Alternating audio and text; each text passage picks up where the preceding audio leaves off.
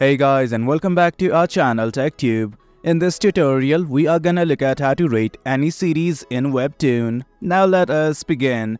Do note that I have already logged into my account, and in order to rate, you guys should be logged in as well.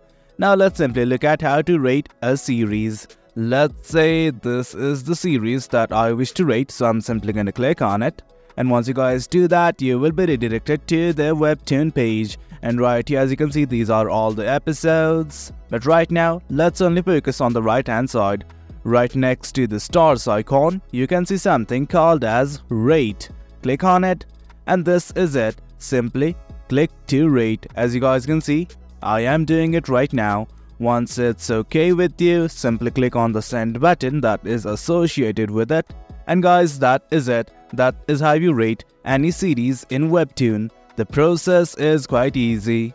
Hope you guys found this video informative, and for more content like this, do remember to hit like, share and subscribe. Your support fuels us.